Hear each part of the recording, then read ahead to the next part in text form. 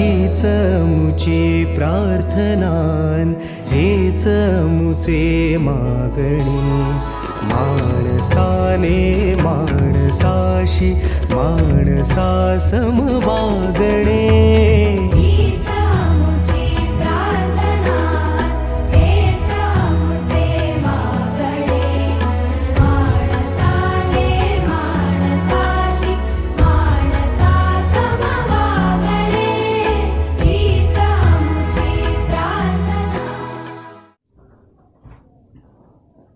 Okay. Hello students. Yesterday we talked about Wheatstone's bridge, okay? किंवा Wheatstone's network. आपण या chapter मध्ये सुरुवातीला किर्चॉफचे लॉ बघितले, काल Wheatstoneचं नेटवर्क बघितलं, ओके? आणि आपण बघितलं ब्रिज कसा बॅलन्स होतो. आज आपण त्याचं एक न्यूमेरिकल बघणार आहे, okay? Now it's a numerical from your book. It's a solve example 9.4. ठीक आहे. सगळ्यात पहिल्यांदा डायग्राम त्यांनी दिलेली आहे, आपण नाही काढली ही डायग्राम, ओके? फक्त मी डायग्राम मध्ये काही चेंजेस केले ते सांगतो. पहिल्यांदा न्यूमेरिकल वाचतो ऐका. At what value should the variable resistor be set such that the bridge is balance. आता नीट बघा, इकडे 4 रेजिस्टर आहेत, Q, S, R, P. P, R, S ची व्हॅल्यू दिली आहे, क्यू ची व्हॅल्यू दिली नाहीये, व्हेरिएबल आहे म्हणून एरो काढलाय. Okay, so your first job is to find out value of Q if bridge is balanced. बघा त्यांनी सांगितलंय ब्रिज बॅलन्स आहे, याचा अर्थ डी आणि बी दोघांचं पोटेन्शियल सेम आहे. Okay, so first job is to find out value of Q. Second, okay, second काय बघा, if the source voltage is 30 volt find the value of output voltage across X Y. हे बघा इकडे x आहे, level बघा x आणि Y, इथलं output voltage काढायचे. सो 2 गोष्टी काढायच्या, ओके, एक क्यू आणि एक आउटपुट व्होल्टेज. ठीक आहे ना. आता तुमच्या बुकमध्ये ही डायग्राम दिलेली आहे, पण त्यांनी काय केले बघा, if you rotate this diagram by 90 degree right, okay, म्हणजे ही बॅटरी तुम्हाला इकडे दिसेल, हा ब्रिज तुम्हाला असा दिसेल, म्हणजे ए पॉइंट वर जाईल, डी उजवीकडे येईल, सी खाली येईल. त्यांनी डायग्राम तशी काढली, ओके. डायग्राम वेगळी नाहीये, मी डायग्राम तीच काढली आहे, फक्त मी तिला 90 डिग्री लेफ्टला रोटेट करून घेतलंय. कारण आपल्याला आपण जे काल शिकलो त्यात आपण ब्रिज असा काढला होता ना, म्हणून, बाकी काही नाही. ओके, सो फक्त ती डायग्राम आहे तुमच्या बुकमध्ये, ती 90 डिग्रीनी तुम्ही लेफ्टला रोटेट करा, तुम्हाला असं दिसेल. ठीक आहे. पहिला पार्ट सगळ्यात सोपा आहे, you have to find out value of Q. आता मी कालच शिकवली तुम्हाला, ब्रिज जेव्हा बॅलन्स असतो, ओके, तेव्हा this resistance upon this resistance is equal to this upon this. Okay, काल ना नावं इकडे पी होता, इकडे क्यू होता, इकडे आर होता, इकडे एस होता. आज नावं वेगळी आहेत, ओके, आपण त्यांच्याप्रमाणे घेऊ. As our bridge is balanced, काय येणार इकडे वरती, कोण आहे इकडे, Q. So Q upon P is equal to S upon R. Okay, so bridge balance आहे म्हणून Q upon P is equal to S upon R. So Q is equal to S into P upon R. ठीक है. I'll substitute the values. Okay. S ची value बघा काय, 4.4 kilo ohm. आता सगळ्यात महत्वाची गोष्ट, याची व्हॅल्यू किलो ओहम, याची किलो ओहम आणि याची ओहम, असं चालणार नाही. सो आपण किलो ओहमला ओहम मध्ये कन्वर्ट करू. Kilo is 10⁻³ so 4.4 into 10⁻³ ohm. Okay, into P ची व्हॅल्यू बघा 1.36, ती पण किलो ओहम आहे, so into 10⁻³ upon R is 300 ohm. So right 300. ठीक आहे. सिंपल कॅल्क्युलेशन आहे, आपण करू तरी पण बघा 136 इंटू 44 करायचं ना पहिल्यांदा आपल्याला. सो काय येणार ते,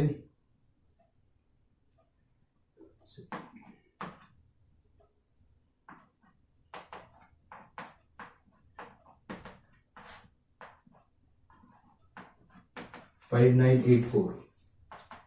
5984, 1 2 3, so 5.984, okay, into 10⁻⁶ upon 3 into 10⁻². ठीक है. we divide them, 0 काढून पॉवर लिहिली, 3 एके 3,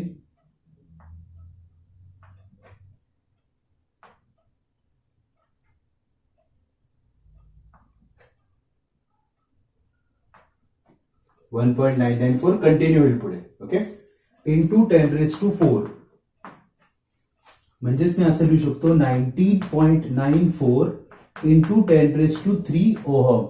ओके, आणि तुमच्या बुकमध्ये आन्सर दिले 19.94 इंटू 10⁵ ओहम. ठीक आहे, समजलं. म्हणजे आपण काय केलं, आपण क्यू ची व्हॅल्यू काढली. किती आली क्यू ची व्हॅल्यू? 19.94 kilo ohm. ते 10⁵ मी किलो लिहिलं. ठीक आहे. ओके, सो आपलं पहिलं काम झालेलं आहे. आपण अननोन रेझिस्टन्स काढलेला आहे. ओके, कधी कधी तुम्हाला 2-2 मार्काला छोटे न्यूमेरिकल येतात, ते एवढेच असतात. 4 पैकी 3 देतात, 1 काढायला सांगतात. ठीक आहे ना. पुढचा पार्ट आता करू आपण. हा रब करतो पार्ट मी. आता सगळ्यांनी लक्ष द्या. Okay, now we have to find out voltage between X and Y. Okay, now तुम्हाला ऑलरेडी उत्तर माहिती आहे. उत्तर 0 आहे. ओके, का 0 आहे रे? कारण त्यांनीच सांगितलंय आपला ब्रिज बॅलन्स आहे. And whenever our bridge is balance, potential at D and potential at B is same. मग जर इकडचं पोटेन्शियल सेम आहे तर डिफरन्स 0 आहे. सो मला ऑलरेडी माहिती माझा आन्सर 0 यायला पाहिजे, पण ते नुसतं माहिती असून नाही चालणार, ते तुम्हाला काढून दाखवावं लागेल. ओके, आता नीट बघा, त्यांनी काय केलं रे, डी आणि बी जोडलेला नाहीये, जॉईन नाही केलं त्यांनी. तो केला तरी फरक नाही पडणार, त्यातून करंटच जाणार नाहीये. ओके, त्यामुळे डी ला त्यांनी एक्सटेंड करून एक्स पर्यंत आणलाय आणि बी ला वाय पर्यंत, आणि बी ला एक्सटेंड करून एक्स पर्यंत आणलाय, बाकी काय नाही केलं. ओके, सो मी काय करतो, तुम्हाला समजावं, सिंपल जावं म्हणून मी डायग्राम जरा वेगळ्या प्रकारे काढतो. ओके, जेणेकरून तुम्हाला पटपट समजेल आणि थोडे लेबल्स पण कमी होतील, म्हणजे कॉम्प्लिकेशन्स कमी होतील. ओके, बघा इकडे मी काय करतोय आता. If you look at Q and S नाव फॉरगेट दिस लाईन, ही नाहीच आहे ना, ते असून नसल्यासारखे आहे. ओके, मग हे दोघांचं कुठलं कॉम्बिनेशन झालं रे? Series.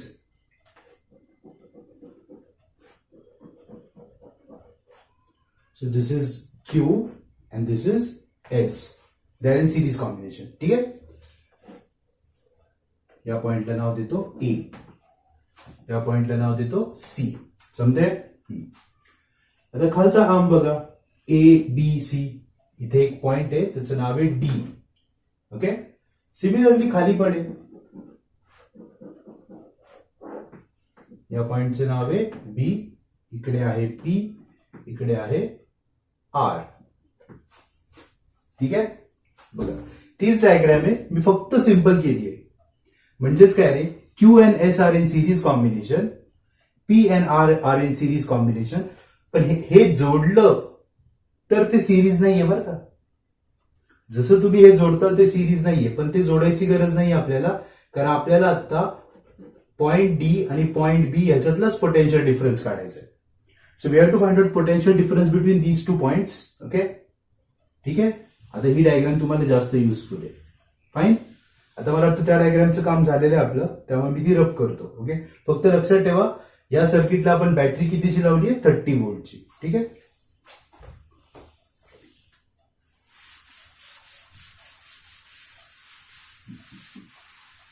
So now we have, आपण आत्ताच सगळ्यांच्या व्हॅल्यू काढलेल्या आहेत, आपल्याला सगळ्यांच्या व्हॅल्यूज माहिती आहेत. मी इथे लिहून ठेवतो तुमच्या रेफरन्ससाठी.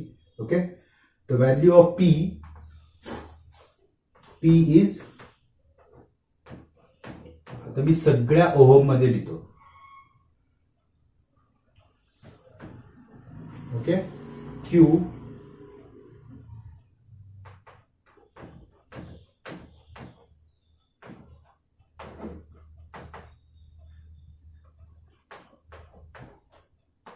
S.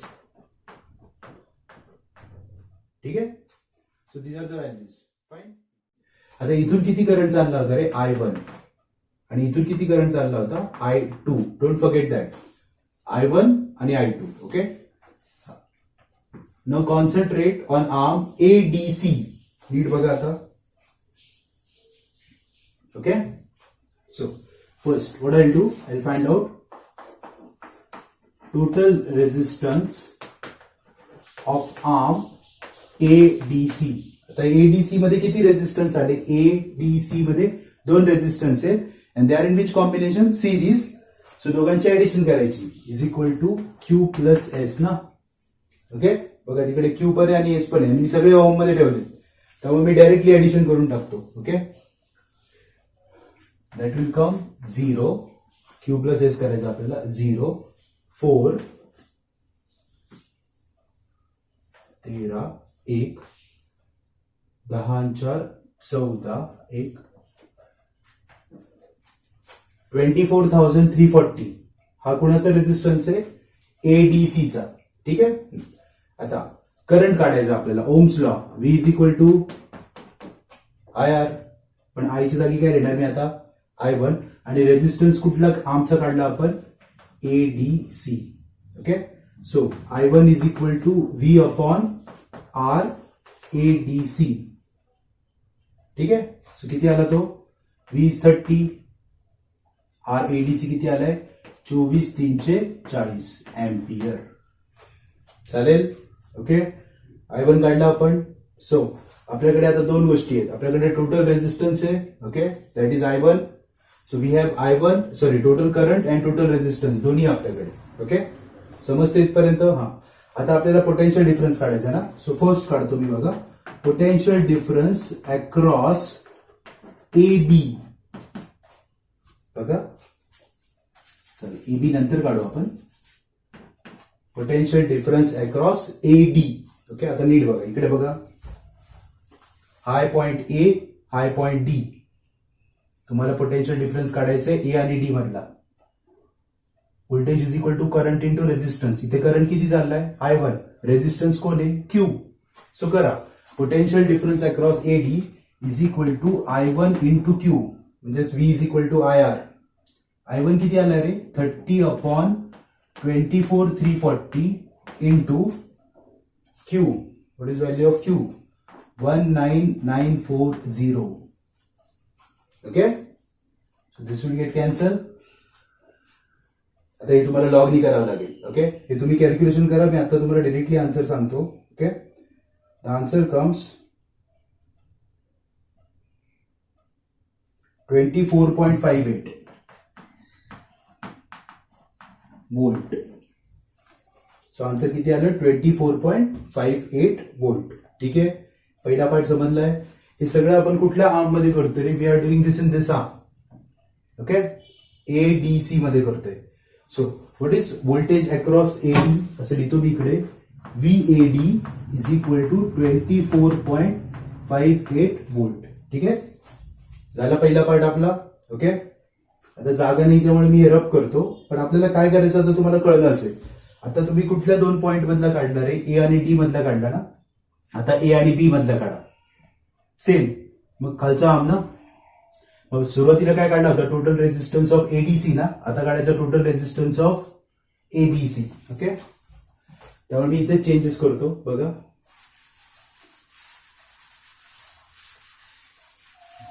Total resistance of arm A B C. ठीक आहे काय येणार तो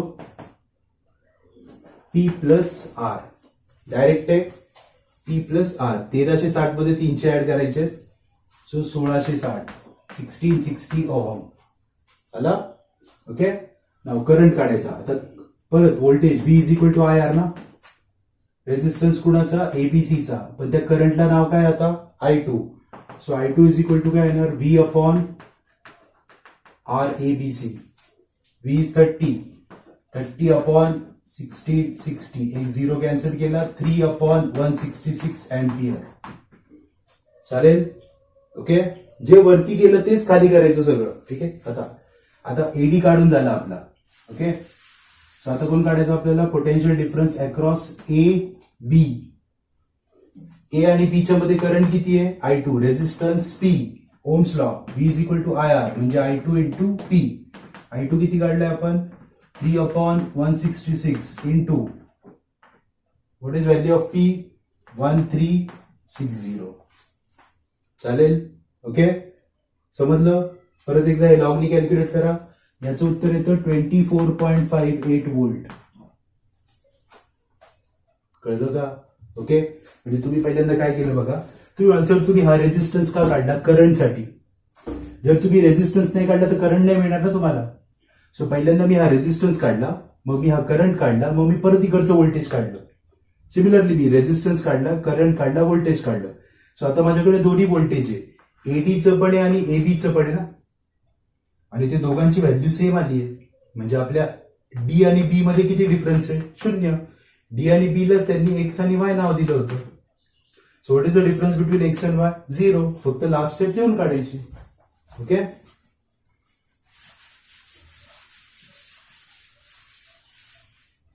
so we can write down V out, त्यांनी त्याला व्ही आउट नाव दिलंय, is equal to V B minus V D. V B minus V D, V आणि डी मधला डिफरन्स ना, म्हणजेच V A minus V B minus V A minus V D. म्हणजे difference between A and बी तो आला होता 24.58. Difference between A and D तो पण आला 24.58.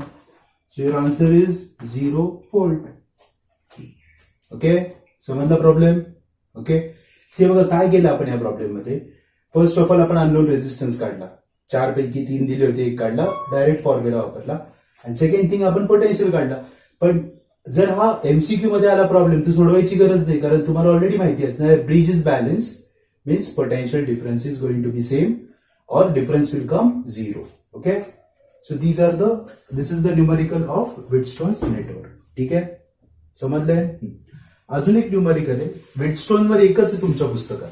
ओके, अजून एक जे न्यूमेरिकल आहे तुमच्या एक्सरसाइज मध्ये, ते ऍक्च्युली 10वीतल्या मुलांना पण सोडवता येईल असं एक न्यूमेरिकल आहे. मी तुम्हाला सांगतो, तुम्ही ट्राय करा, otherwise I will send you the answers. Okay, it's a problem number 13,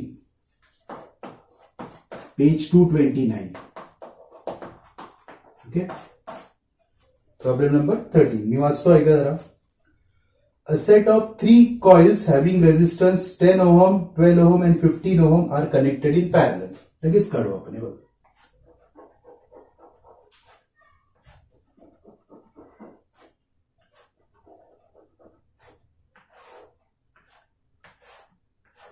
$10 ohm, 12 ohm and 15 ohm are connected in parallel. काढले? ओके, पुढे बघा. This combination is connected in series. This combination is connected in series with series combination of 3 coils.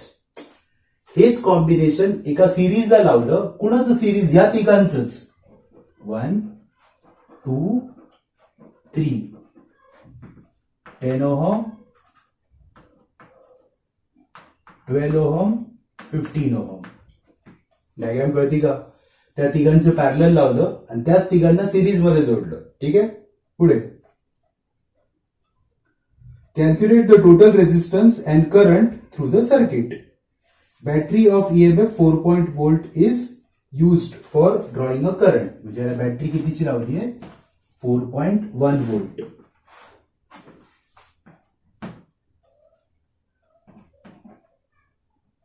ठीक आहे, बघा simple आहे.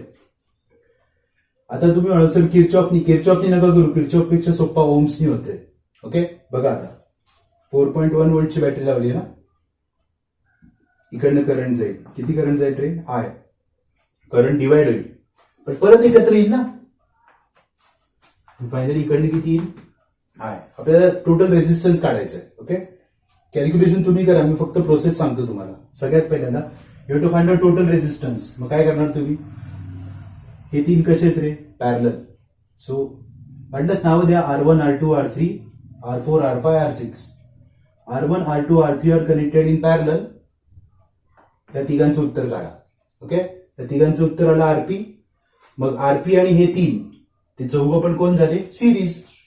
Okay, so find out their total resistance. पहिला part झाला, total resistance काढला. आता टोटल रेझिस्टन्स नंतर टोटल करंट विचारलाय. काय असतो Ohm's law? V is equal to I R. So I is equal to V upon R. ठीक आहे, V is equal to I R, so I is equal to V upon R. Voltage दिले तुम्हाला 4.1. Resistance काढा. Okay, resistance जर का तुम्ही calculate केलं ना, त्या सगळ्यांचा रेझिस्टन्स आता ओरली पण करू शकता. बघा, हा 15 आहे, हा 10 आहे, 25 आणि 12, 25 12 37. म्हणजे या तिघांची व्हॅल्यू आली 37. चालेल. त्या तिघांचं काढलं ना तुम्ही पॅरलचं उत्तर तर ते 4 येतं. ओके. सो याचं व्हॅल्यू येते 4, याची व्हॅल्यू येते 37 आणि ते चौघं कसे झाले सिरीज. सो तुमचा टोटल रेझिस्टन्स येतो 41. म्हणजे R ची व्हॅल्यू 41 येते. हा दिलाय 4.1. 4.1 upon 41 is 0.1 ampere which is your answer. ठीक आहे. सो हा खूप सिम्पल प्रॉब्लेम आहे. हा ट्राय करा. नाही कळलं तर मला विचारा, नाहीतर मी तुम्हाला सोल्युशन करून पाठवतो याचं, ते बघून घ्या. ओके. जे काही डाऊट्स असतील ते विचारा. चॅप्टर सोपा आहे आणि सगळ्यात महत्वाचं म्हणजे जेईला खूप प्रश्न असतात त्याचे. जेईला 2 ते 3 प्रश्न येतात करंट इलेक्ट्रिसिटीवर, त्यामुळे हा स्कोरिंग चॅप्टर आहे. ओके. ठीक आहे. Next lecture we are going to start with the applications of Wheatstone's network. ठीक आहे. थँक्यू.